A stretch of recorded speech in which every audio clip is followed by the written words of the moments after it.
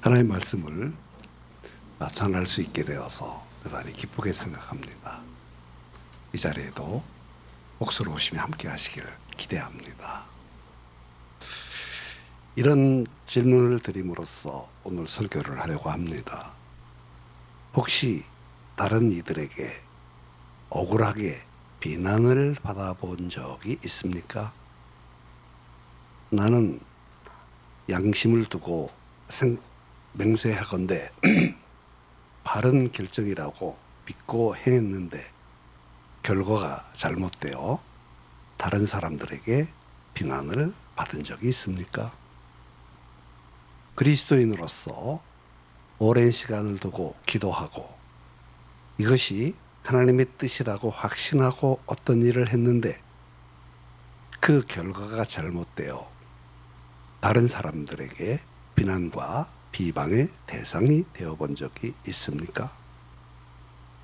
더욱이 나와는 관계가 없는 먼 거리에 있는 사람들에게서가 아니라 가장 가까운 사람, 내 친구들, 내가 사랑하는 교회의 성도들, 혹은 나와 피부를 맞대고 살아가는 가족들에게서 뼈아픈 비방과 비난을 받아본 적이 있습니까?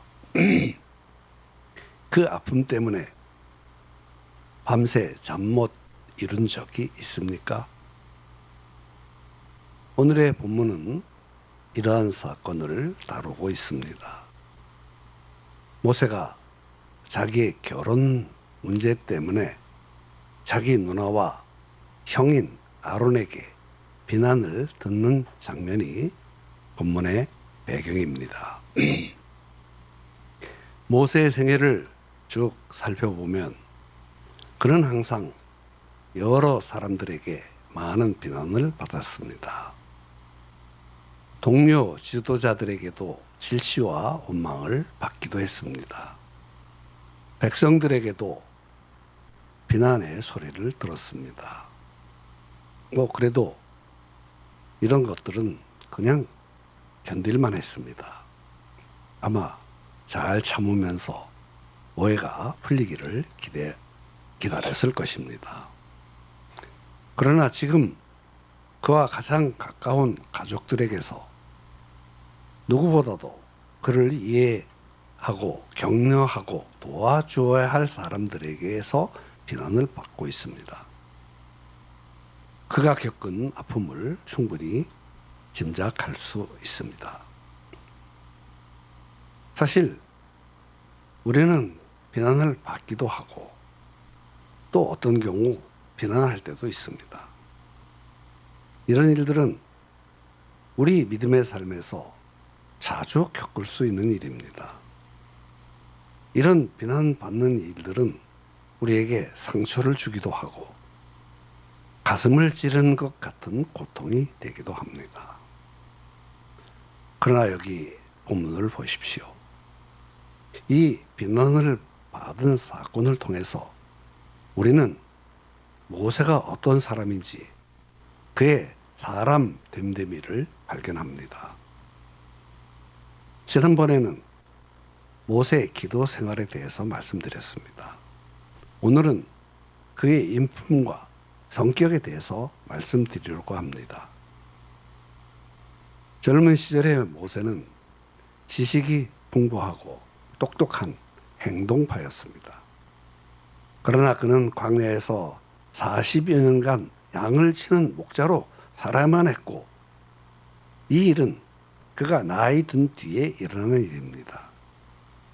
지금 이 장면에서 하나님의 사람으로서의 그는 도대체 어떤 인물이었나? 우리는 이 말씀에서 그의 인격을 접할 수 있습니다. 왜 모세를 훌륭한 사람이라고 말하는지 그 이유를 발견합니다. 오늘은 그런 내용에 대해서 소개하려고 합니다. 먼저 모세가 겪은 일에 대해서 말씀드립니다. 첫째 대지로 미리암과 아론의 비난입니다. 모세가 가족들에게 심한 비난을 받습니다.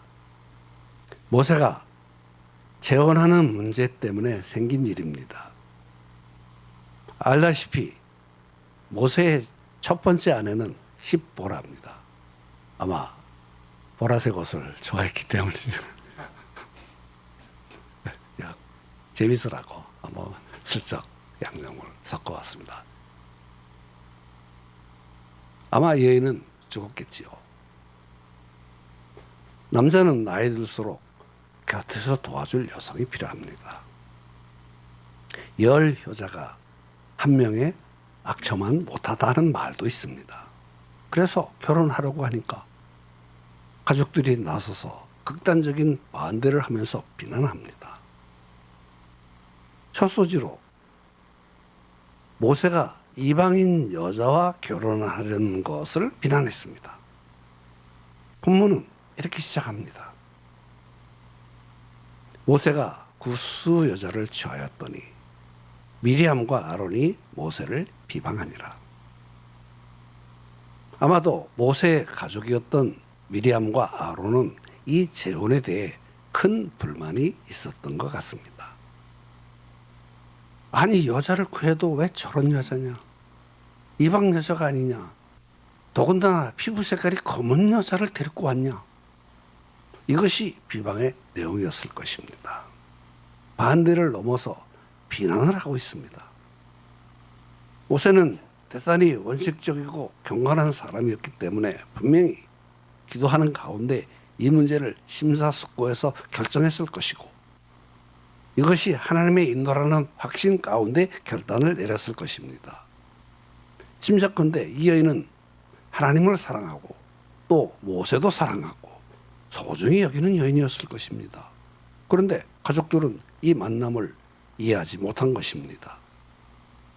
본문을 보면 미리암과 아론 두 사람이 모세를 비방한 것으로 나타나 있는데, 그러나 여러 가지 정황을 보면 이 비난의 주체는 미리암이었던 것 같습니다. 본문을 보면 두 사람 중에 미리암이 먼저 소개됩니다. 또 하나님께서 처벌하실 때도 아론을 처벌하시지 않고 미리암만을 처벌하십니다. 이런 것들을 볼 때 이들 비난 행동의 주체는 미리암이었음이 분명합니다. 아론은 나서서 크게 비방한 것 같지 않습니다. 성경에 묘사된 아론의 성격을 보면 세상말로 귀가 얇은 사람이에요. 줏대 없이 상황에 편승하는 사람이에요. 남이 뭐라고 하면 듣고 특별한 자기 생각도 없이 따르는 사람이에요.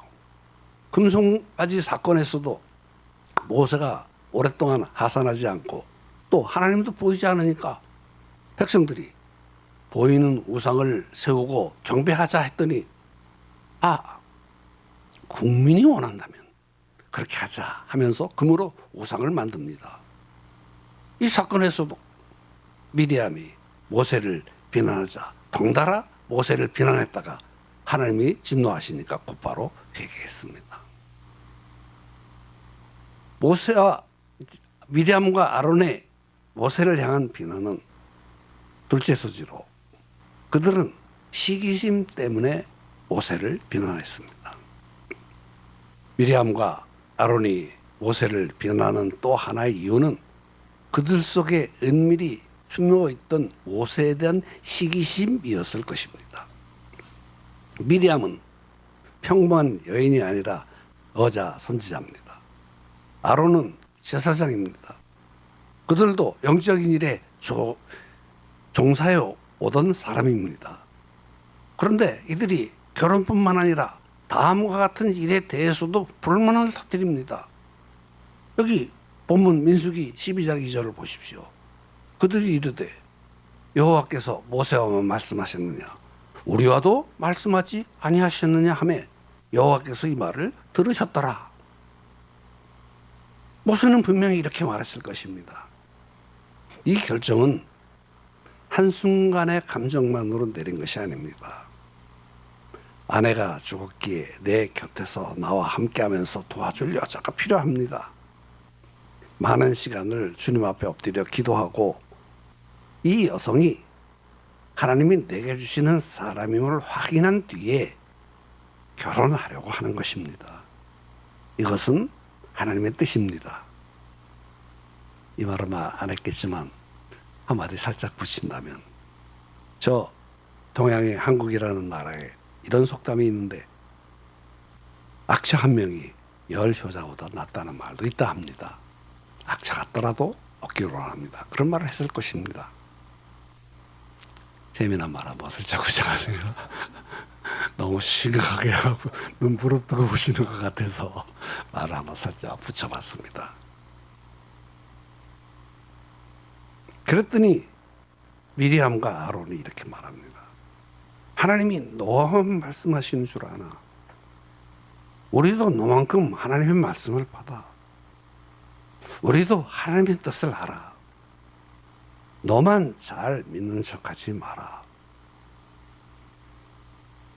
두 사람이 보여주는 이러한 면도 우리의 영적인 삶에서 자주 겪는 일입니다. 이런 일은 영적 시샘이라고 할 수도 있습니다. 이런 시샘이 때때로 우리를 더욱 깊은 영적 성숙의 자리로 인도하기도 합니다.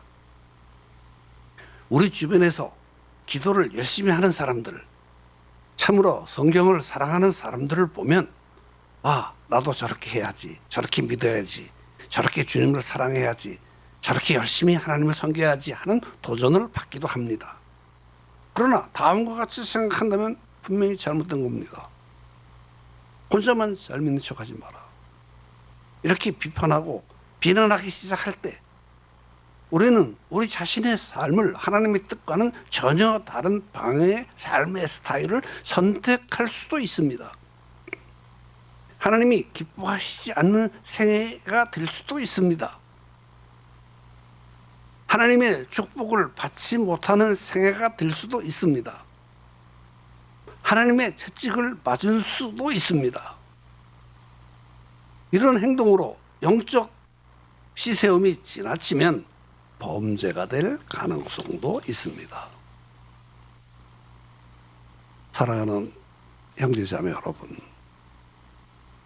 비난하기도 하고 비난받기도 하는 것이 우리가 사는 삶의 현장에서 흔히 겪을 수 있는 일입니다. 이런 일들을 겪으면서 우리는 마음의 상처를 받기도 하고 또 주기도 합니다. 이런 일들, 모세가 겪은 이런 일들을 우리가 겪을 때 어떻게 해야 됩니까? 적용으로 몇 가지 간단하게 나누려고 합니다. 적용의 첫 번째 요소는 남을 비난하는 일을 매우 조심해야만 합니다. 내 눈에 보이는 것이나 내 생각하는 것과는 다르게 그것이 사실이 아닐 수도 있기 때문입니다. 그렇다면 크게 실수하는 것입니다. 자칫 잘못되면 하나님 앞에 죄를 지을 수도 있기 때문입니다. 한 걸음 더 나가서 나의 인간관계를 내 스스로 엉망진창으로 만들 수도 있어요. 제 짧은 간증을 하나 하고 싶습니다. 얼마 전에 어떤 병원에서 진료를 받았는데 진료받고 나서 의사를 향해서 고맙다 생각이 들었습니다. 환자가 의사만 다야 좀 친절하고 제대로 잘 해줘야지. 그게 뭐 그렇다고 해서 싸울 수도 없는 일이니까 그냥 왔습니다. 가만히 있는데 공교롭게도 그 다음날 카톡이 왔어. 당신이 받은 치료에 대해서 만족하셨습니까? 바로 그 다음날 비난할 수 있는 기회가 왔습니다.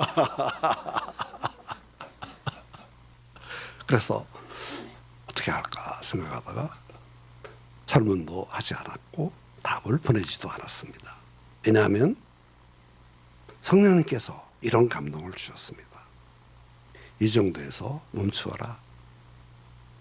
계속해서 불평불만만 하면 마치 네 마음에 불평불만의 씨앗이 심어져서 먼저 네 자신이 더러워질 수도 있다. 너는 이 문제를 내게 맡겨라. 저는 그 순간부터 그 문제에 대해서 하나님께 맡겨드리고 하나님의 치료를 부탁하고 믿음으로 하나님을 바라보았습니다. 하나님이 나의 마음과 신체를 고쳐주실 것을 믿고 간절히 기도할 수 있었습니다. 하나님이 저를 여러 가지 불평불만에서 지켜주셨습니다. 지금은 그렇게 한 것에 대해서 성령이 그렇게 인도해 주신 것에 대해서 하나님께 감사드리고 있습니다. 우리는 비난하는 것을 매우 조심해야 될 뿐만 아니라 두 번째로는 비난을 받을 때도 있습니다. 그때는 먼저 자신을 돌아보십시오. 내가 비난받은 내용이 사실인지 아닌지 그것부터 생각해 보십시오. 만약에 사실이면 고치면 됩니다. 솔직히 말해서 사실이면 속상하죠. 자존심도 상하죠. 그러나 이 비난받는 일이 나를 더 성숙하고 더 유능한 사람이 될 수도 있는 기회가 될 수도 있습니다. 사실이 아닌 경우도 있습니다. 그러면 긍정적인 변명을 준비하십시오. 같이 비난하는 일을 조심하십시오. 첫 번째 드는 생각이 뭡니까? 비난받으면 그냥 서툴고 그렇게 할 수도 있습니다. 아마 저하고 조금 다르신 분도 있겠지만 저는 누가 나를 비난하는 소리 사실 여부 관계없이 같이 하고 싶습니다. 그래서 그런 일이 있을 때 많이 주님의 도우심을 구하기도 합니다. 하나님께 기도하고 하나님의 도우심을 구하십시오. 한 걸음 더 나가서 나를 비난하는 사람들과도 좋은 관계가 되려고 기도하면서 그런 태도를 가지라고 권하고 싶습니다. 쉽지 않은 일인 줄 압니다만 우리 형제자매들이 그랬으면 좋겠다는 것을 권하고 싶습니다. 그러나 비난받을 때 그것이 사실이 아닐 때 조금 더 깊이 들어갑시다. 영적인 세계로 들어갑시다. 하나님의 존전 앞에 나갑시다. 내가 받는 이 비난을 통해서 나를 향하신 하나님의 뜻이 무엇이며 어떻게 행동해야 하는지를 하나님 앞에 그분 앞에 그 뜻을 찾고 배우고 그것이 나의 영적 성숙의 기회가 될 수 있도록 하나님의 은혜를 구하시길 바랍니다. 하나님께서 이 자리에는 우리 형제 자매들에게 그렇게 해주시기를 그런 은혜를 베풀어 주시기를 예수님의 이름으로 축원합니다. 첫째로 모세가 비난받은 사실을 말씀드렸습니다. 그 다음으로는 그 비난에 대해서 모세가 어떻게 반응했는지 그것을 말씀드리고 싶습니다. 둘째 대지는 모세는 자신의 성숙한 인격을 보여주었습니다. 참 놀랍죠. 참 모세가 이 보여준 모습은 우리에게 아름다운 본이 되기도 합니다. 사실 모세의 생애는 늘 사람들에게 비난받는 생애였습니다. 근데 지금은 가까운 사람에게, 가족들에게, 나를 이해해 주어야 할 사람들에게, 하나님을 믿는다고 하는 사람들에게까지 비난을 받고 있습니다. 아마 모세의 심정이 대단히 어려웠을 것입니다. 착잡했을 것입니다. 그의 고독과 아픔을 짐작해 볼 수 있습니다. 그러나 모세는 이 억울한 상황을 반말하거나 맞서지 않고 이 사건을 통해서 자기 인격을 성숙시키는 기회로 삼았습니다. 자신이 하나님의 손에 의해서 얼마나 훈련되고 준비된 사람인지 보여주는 기회로 삼았습니다.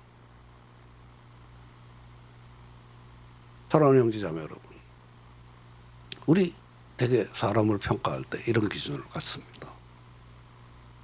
저 사람 얼마나 대범한 사람인가?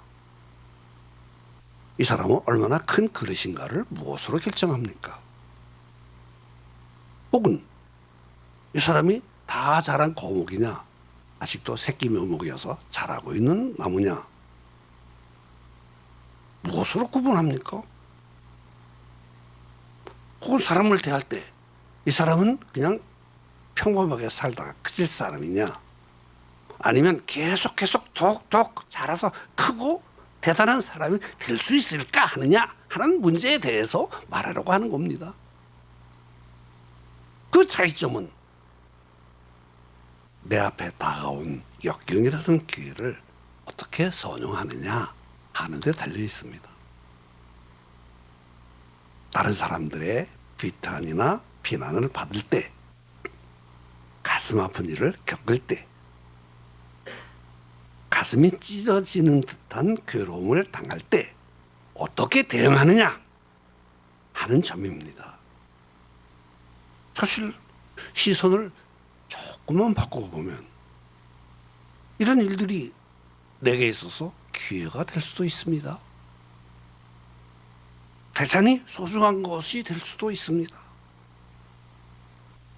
이런 역경이라는 기회를 하나님의 사람답게, 신앙인답게, 성숙한 사람이 되는 데 필요한 아름다운 재료로 사용할 수도 있습니다. 그래서 둘째 대제 첫 소지는 모세는 온유함을 드러냈습니다. 모세는 성숙한 태도를 보여줍니다. 모세는 폭풍같이 다가오는 괴로움을 자신이 하나님의 사람임을 나타내는 기회로 삼습니다. 하나님께서는 이 사건을 제대로 성실하게 대처하고 있는 모세의 모습을 주목하고 보시다가 인간 모세에 대해서 이렇게 결론을 내리시면서 말씀하십니다. 3절을 보십시오. 이 사람 모세는 온유함이 지면의 모든 사람보다 더하더라. 그는 내 온 집에 충성함이라 하셨습니다.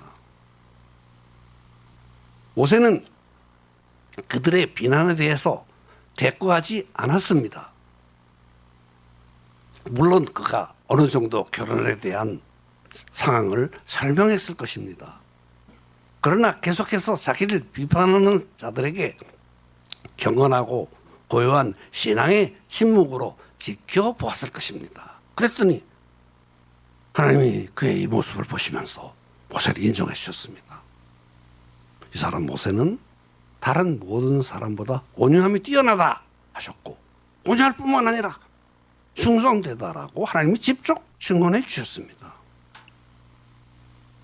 자신의 명예가 더럽혀지고 믿었던 사람들에게 말할 수 없는 비난의 대상이 되어 손가락질을 당했을 때 모세는 이 아픔을 오히려 하나님의 사람다운 인격으로 성숙시킬 기회로 삼았습니다. 물론 의도적으로 그렇게 대응하겠다는 생각을 한 것은 아닐 것입니다만 성령의 인도를 따라서 행동했더니 자연스럽게 자신의 한쪽 면이 드러나게 되었습니다. 이렇게 생각하고 행동할 만큼, 이런 모습을 드러낼 수 있을 만큼 자연스럽고 성숙한 인격이 그의 안에 이미 형성되어 있었습니다. 사랑하는 여러분, 하나님은 자기를 사랑하는 사람들을 통해서 하나님 자신의 일을 하기를 기뻐하십니다.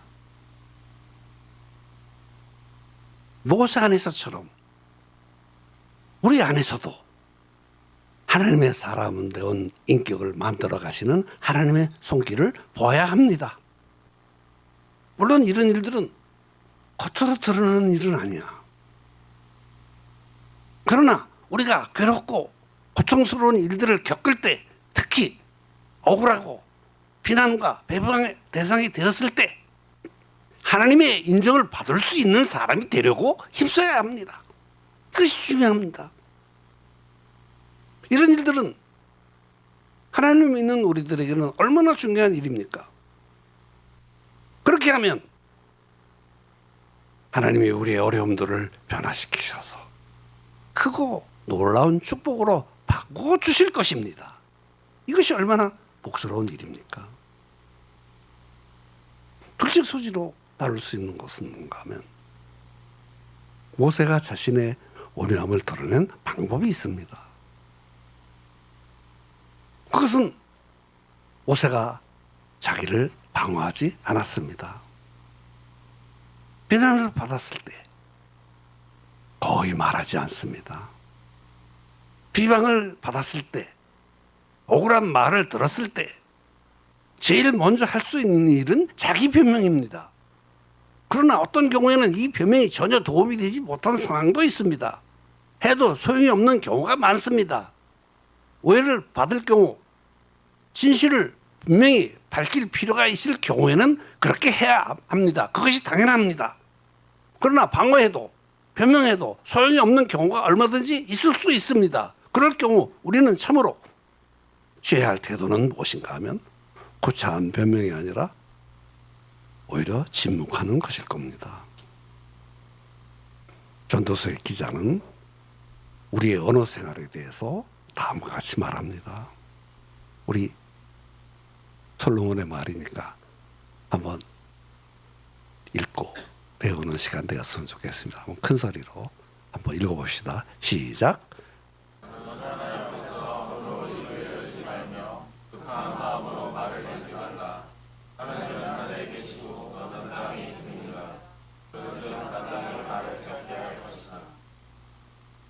솔로몬이 하는 교훈은 이것입니다. 네 말을 하나님이 다 듣고 계신다. 함부로 유연하지 마라. 급한 마음으로 말을 내지 마라. 말을 적게 하라는 권면이 여기 있습니다. 봉우리가 아닌 이상 말을 해야만 합니다. 그러나 침묵하는 것이 훨씬 더 좋을 때가 많이 있습니다. 침묵이라는 것이 우리에게 얼마나 소중한 덕목인지 그 가치를 다 말할 수 없습니다. 침묵은 금이라는 속담이 있습니다. 침묵을 속담의 복음이라고 부르기도 합니다. 수많은 속담이 있어도 그 중에 최고의 속담은 침묵이라는 말입니다. 이런 교훈은 대단히 깊이 있는 말입니다.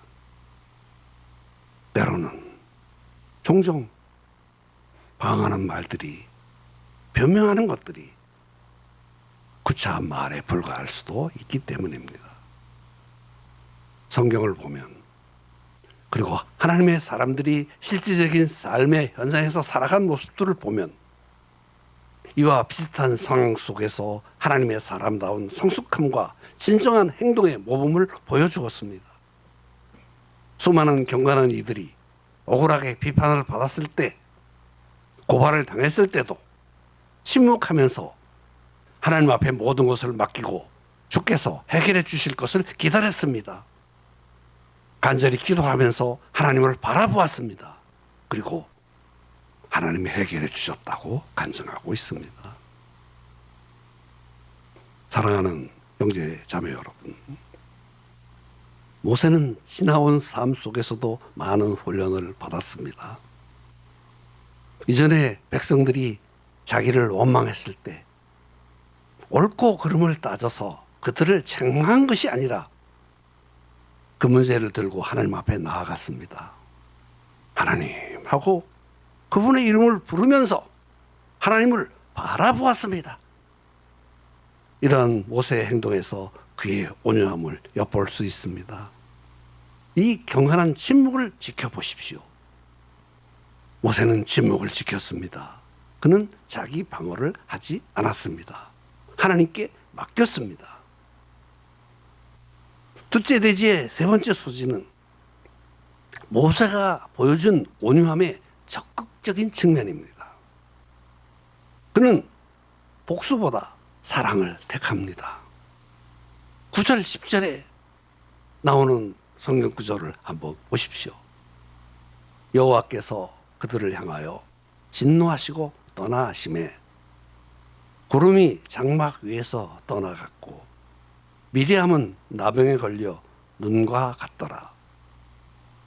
아론이 미리암을 본즉 나병에 걸렸는지라.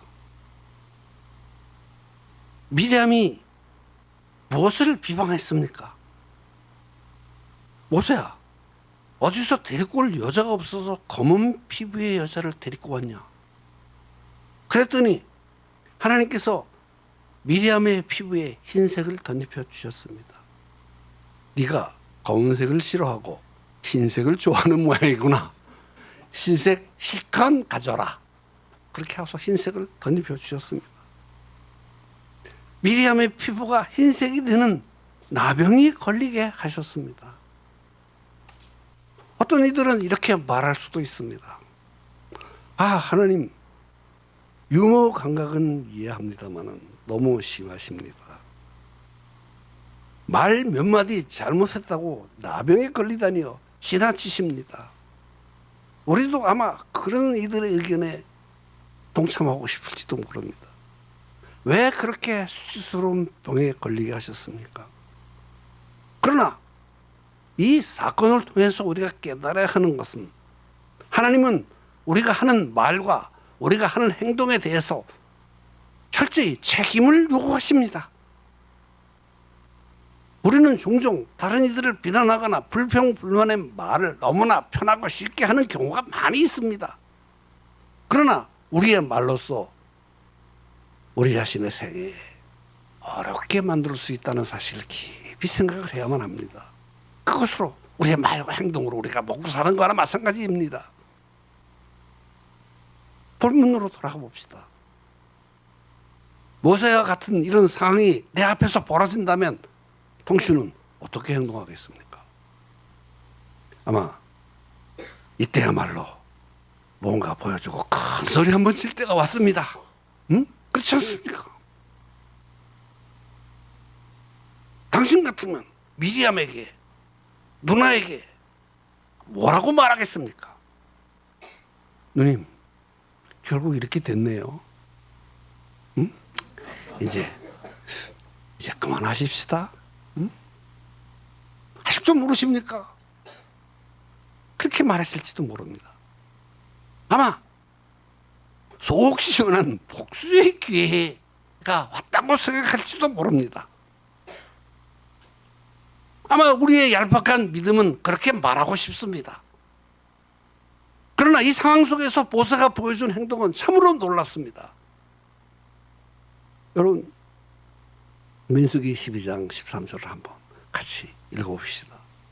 13, 14절을 한번 같이 쭉 읽어보십시다. 같이 읽습니다. 시작. 모세야 여호와께 부르짖어 이르되 14절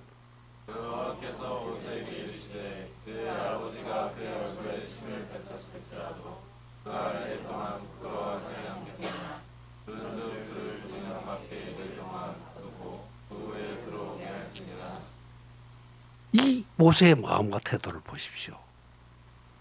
진노하신 하나님의 손길을 가로막고 사랑하는 누나를 위해서 기도하는 모습에, 관대한 모습의 모세를 보게 됩니다.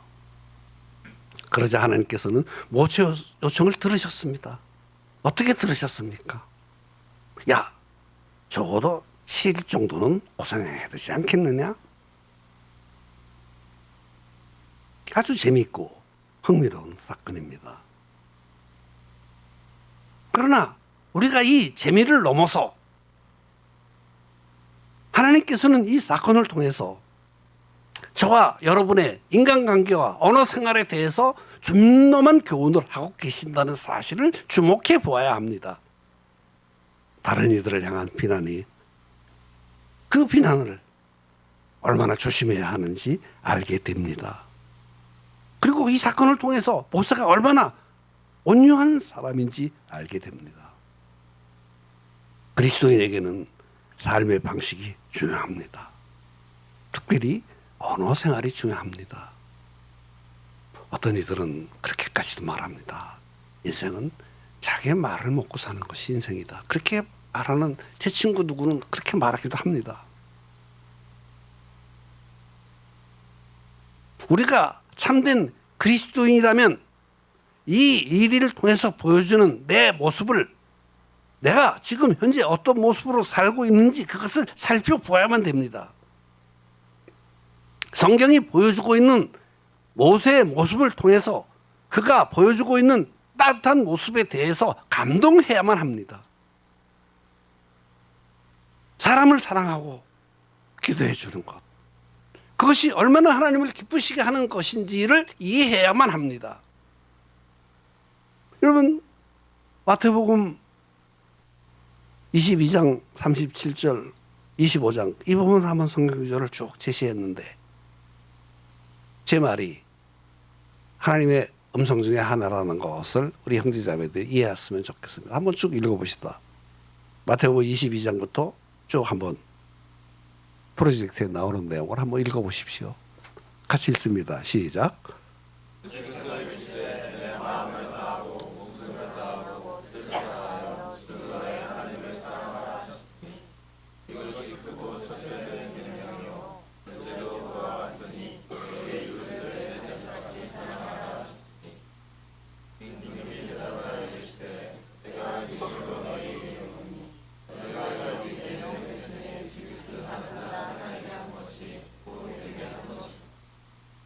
위에 몇 구절에서 성경은 하나님에 대한 사랑과 인간에 대한 사랑을 크게 구별하지 않는 것처럼 보입니다. 하나님을 사랑하면 그 결과로 사람도 사랑하게 됩니다. 사람을 사랑하고 소중히 여길 때 그것을 하나님을 사랑하는 표현이라고 말씀하십니다. 모든 인간은 하나님의 형상대로 지음을 받았기 때문입니다. 여기에 기독교 인간관의 심오한 출발점이 있습니다. 인간은 하나님의 형상대로 지음을 받았습니다. 인간은 하나님의 작품입니다.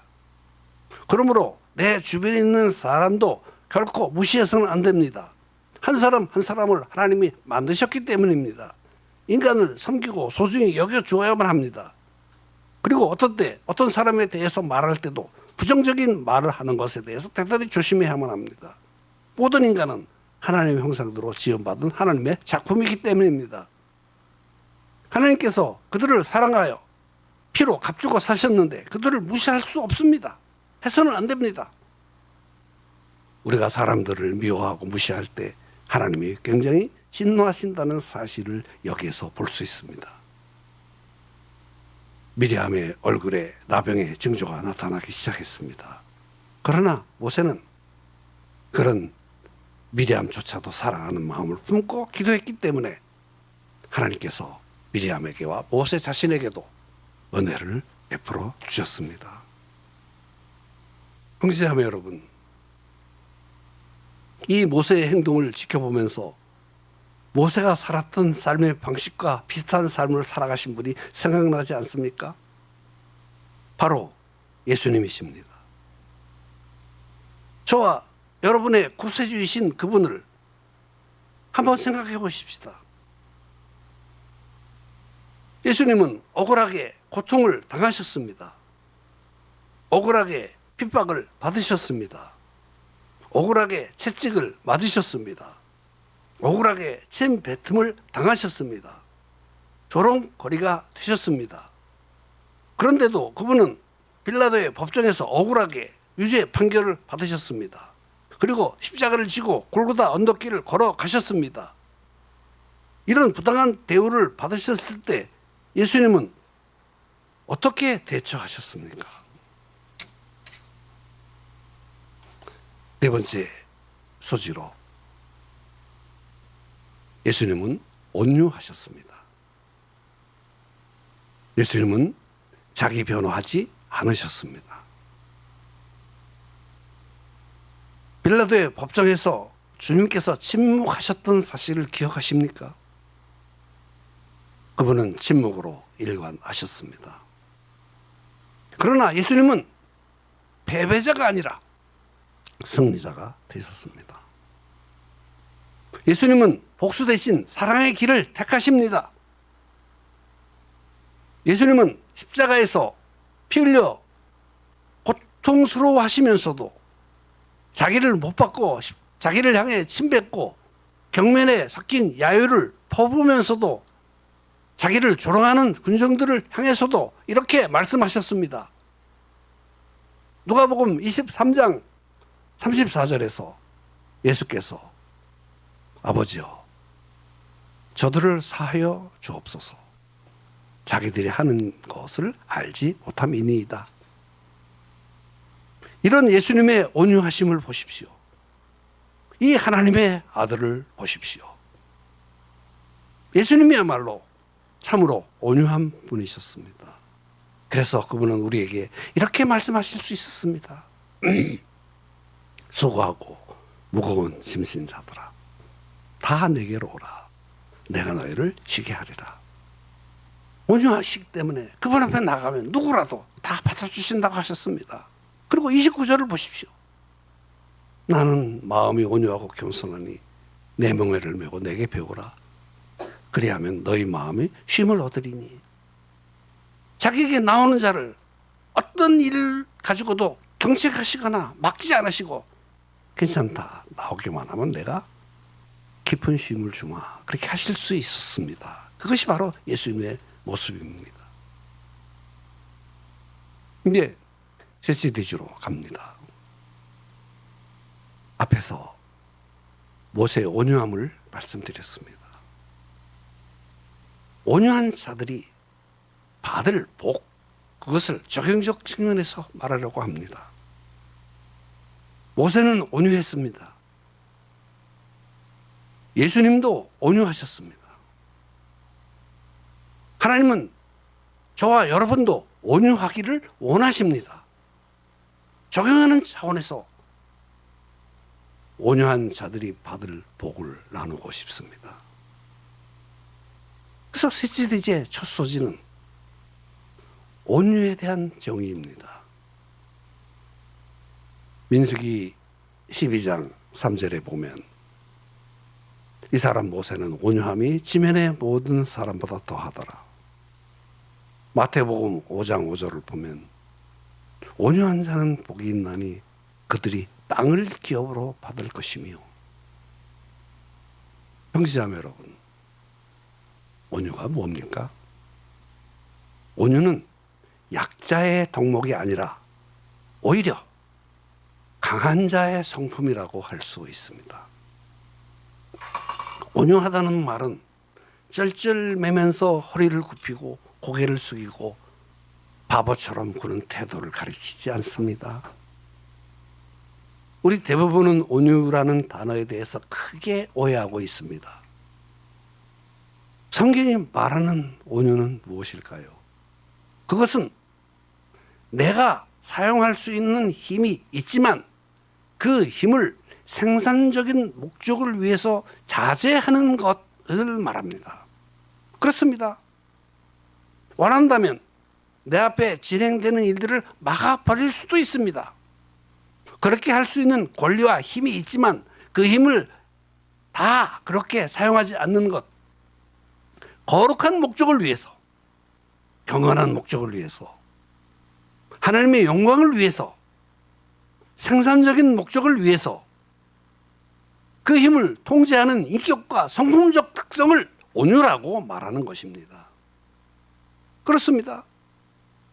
길길이 날뛰면서 감정을 폭발시킬 수 있는 성질이 있고 나타낼 수 있는 힘이 있지만 거룩하고 영광스러운 목적을 위해서 하나님이 기대하시는 삶을 성취하기 위해서 하나님의 목적 앞에 내 인격과 삶을 내어 그분의 뜻을 성취하기 위해서 내 힘을 자제하며 오직 하나님의 영광을 위해서 내 인격과 삶의 모든 가능성과 기회를 선용할 수 있도록 훈련된 하나의 인격, 그것을 우리는 온유라고 말합니다. 온유가 이렇게 중요하다면 어떻게 그런 성품을 마련할 수 있을까요? 그 얘기도 해야 돼요. 그거 알아요. 근데 실제로 어떻게 하면 그렇게 할 수 있습니까? 그렇게 물어볼 분들이 있을 거예요. 그리고 그 이야기를 형제자매들에게 해줘야만 합니다. 무엇보다도 이렇게 하면 됩니다. 우리는 먼저 하나님의 주권을 철저하게 신뢰해야 합니다. 창조주 하나님의 전능하신 능력을 믿고 하나님이 크고 위대한 지혜와 그분의 주권을 철저하게 신뢰할 때 가능합니다.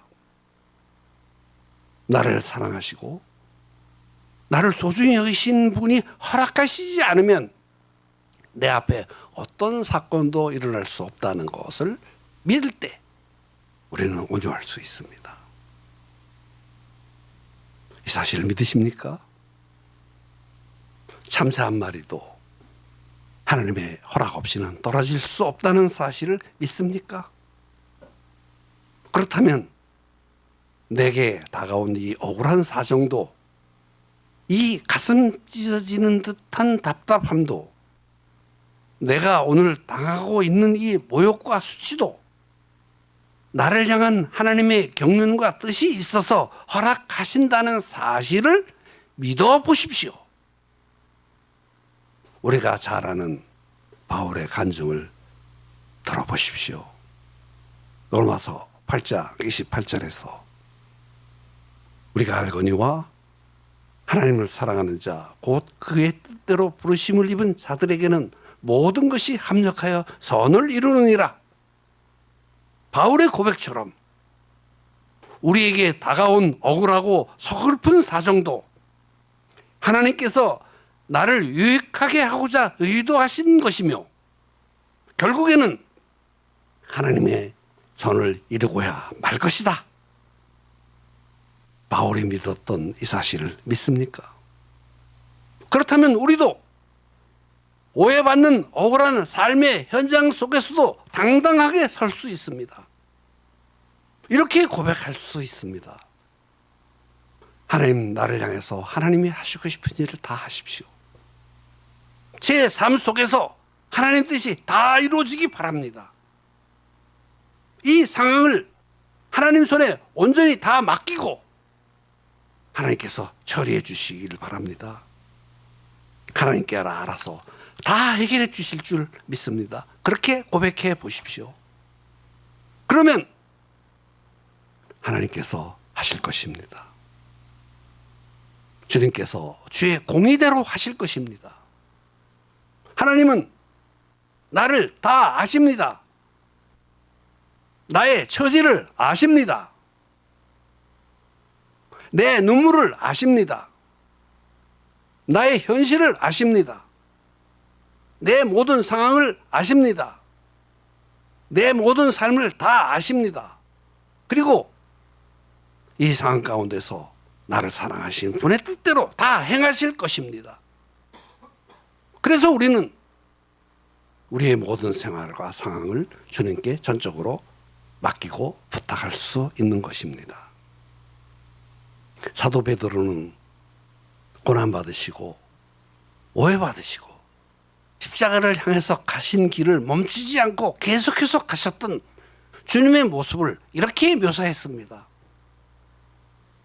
욕을 당하시되 맞대어 욕하지 아니하시고 고난을 당하시되 위협하지 아니하시고 오직 공의로 심판하시는 이에게 부탁하시며 하였습니다. 나 이 어려운 모든 상황을 온전히 하나님 앞에 맡길 때 이루어지는 인격이 바로 온유함입니다.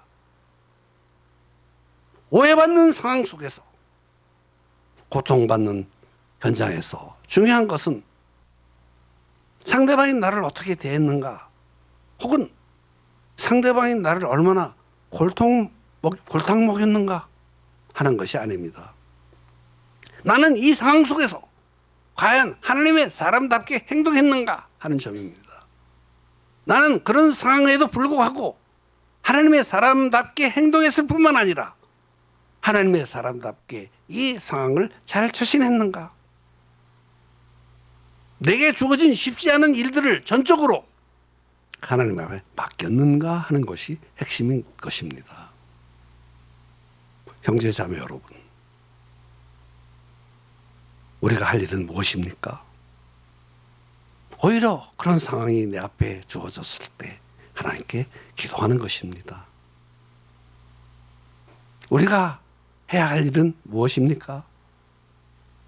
오히려 나를 비난하는 상대를 향해서 용서한 마음을 품는 것입니다. 그를 사랑하고 기도하는 것입니다. 우리가 해야 할 일은 무엇입니까? 오히려 그를 축복하는 일입니다.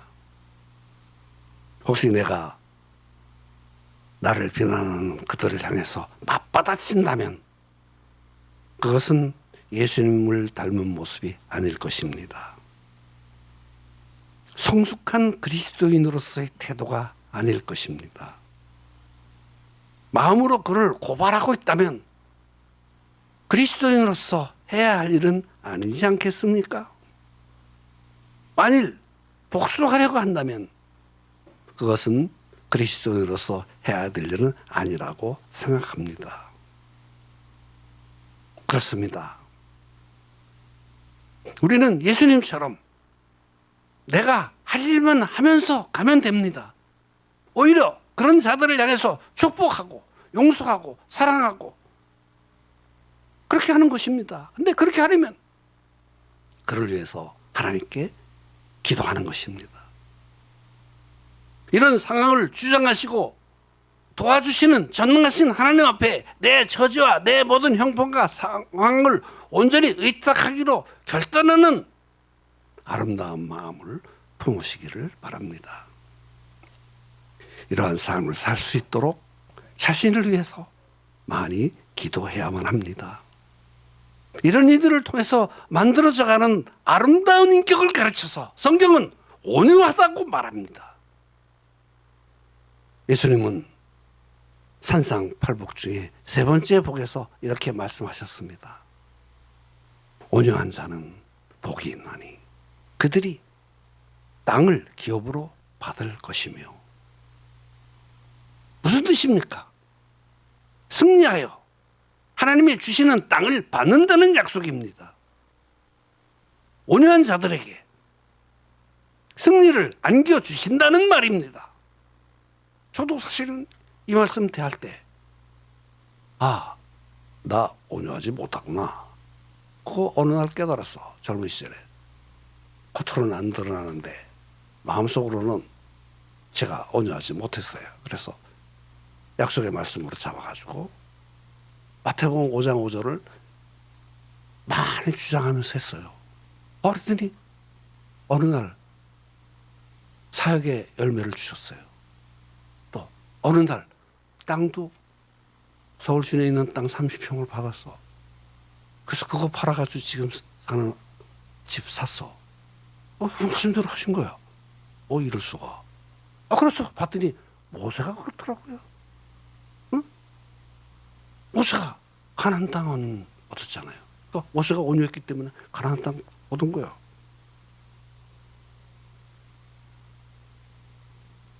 모세가 하나님이 주시는 복을 받았습니다. 그리고 하나님이 모세를 자세하게 설명해 주시고 변정해 주시고 그를 도와주십니다. 여러분 민수기 12장 6절을 보십시오. 내 말을 들으라. 너 중에 선지자가 있으면 나 여호와가 환상으로 나를 그에게 알리기도 하고 꿈으로 그와 말하기도 하거니와 내 종 모세와는 그렇지 아니하니 그는 내 온집에 충성됨이라. 8절에 그와는 내가 대면하여 명백히 말하고 은밀한 말로 하지 아니하며 그는 또 여호와의 형상을 보거늘 너희가 어찌하여 내 종 모세 비방하기를 두려워하지 않느냐? 하나님께서는 모세의 온유함을 보고 그를 인정하십니다. 그를 친히 변명해 주십니다. 포문에 나타난 하나님의 마음을 보십시오. 내가 선지자들에게 비전이나 꿈으로 나의 뜻을 계시하시고 나의 진리를 알렸다. 그러나 모세는 특별히 달라. 다른 선지자들과는 다른 방법으로 대. 모세는 나와 얼굴과 얼굴을 맞대고 이야기하는 사이야. 내 비밀과 사랑을 그에게 전달해 주어. 내 지혜를 주어. 그는 나의 형상을 보고 있어. 그의 인격 속에 나의 인격이 조각되어 있어. 내가 친히 모세 편에 서서 그를 변명해 줄 거야 하고 말씀하신 겁니다. 모세가 누렸던 그 즐거워했던 이 축복스러운 변명을, 하나님이 해주시는 변명을 바라보시기 바랍니다. 마태복음 5장 5절을 다시 한번 말씀드립니다.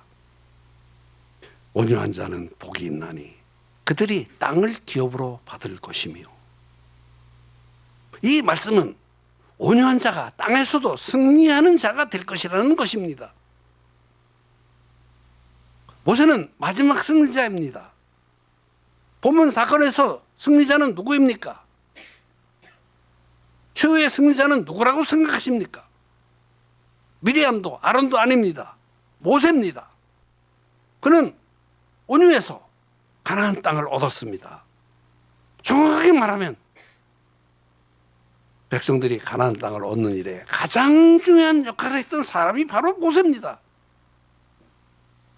이 참으로 강력하게 사는 이 방법, 참으로 위대하게 사는 이 방법은 오늘날 이 세상이 우리들에게 가르쳐주는 방법이 아닙니다. 세상은 어떻게 말합니까? 억울한 일을 당하면 고발해라, 소리를 높여라, 같이 대들어라, 눈을 부릅뜨고 덤벼라. 이것은 세상이 우리들에게 가르치는 방법입니다. 그러나 하나님의 방법은 다릅니다. 하나님의 사람답게 내가 마땅히 서야 할 자리에 서서 당당하게 삶을 살아가는 이 모습을 보십시오. 하나님으로부터 받은 이 약속을 보십시오. 그가 남겨주었던 그 결과를 보십시오. 억울한 일을 당했습니까? 가슴 찢어지는 아픔을 주는 말을 들었습니까? 괴로움과 고통이 당신의 삶의 현장에 있습니까? 누군가가 당신의 가슴에 화살을 쏘고 있습니까? 그러나 이 모든 상황이, 사건이 하나님의 손을 거쳐서 내게 주어졌다는 사실을 아신다면 하나님 앞에 이 상황과 환경을 맡길 수 있지 않겠습니까? 하나님께 이렇게 말할 수 있지 않겠습니까? 하나님 하실 일을 하십시오. 그리고 제게 하실 일도 하십시오. 이 사건을 통해서 하나님 주시는 교훈을 깊이 받기를 원합니다. 제 인격 속에 하나님의 형상을 이루시는 복스러움을 체험하기 원합니다. 이런 기도를 해볼 수 있지 않겠습니까? 그렇습니다. 우리가 해야 될 일을 하십시다.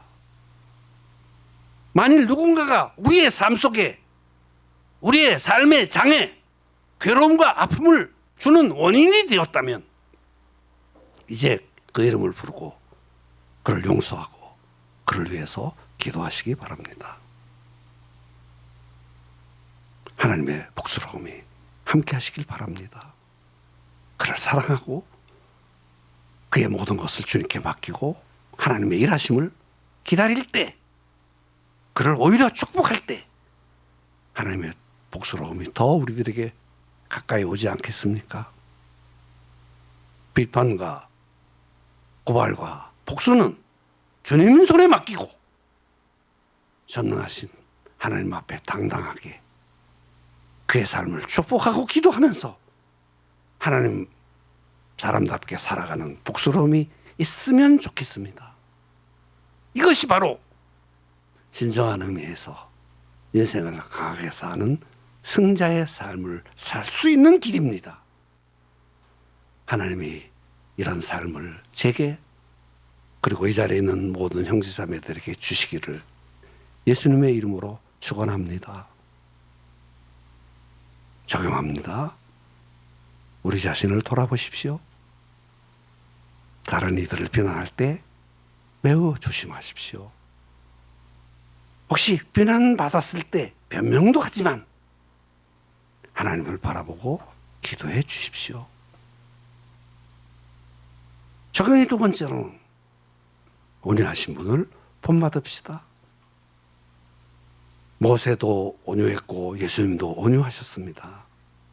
이것을 성경에 기록하신 이유는 우리도 온유해서 하나님의 복을 누리도록 하시려는 깊은 섭리가 있음을 기억하고 이 복스러움을 누리시는 여러분들 되시기를 주님의 이름으로 축원합니다. 우리는 비난받을 수도 있고 할 수도 있습니다. 모세는 온유했고 예수님도 온유하셨습니다. 우리도 온유하면 하나님의 준비하신 복을 받을 수 있을 것입니다. 하나님의 복스러움이 함께 하시기를 예수님의 이름으로 축원합니다. 기도합시다. 기도합시다. 오늘 말씀을 통해서 모세가 받은 비난과 그가 취했던 태도와 그의 모습이 예수님을 보여줬다는 사실을 기억하고 영광스러운 존전 앞에 온유하신 분 앞에 나가서 우리의 생각들을 많이 기도하시는 복스러움이 있기를 기대합니다. 기도합시다. 기도합시다.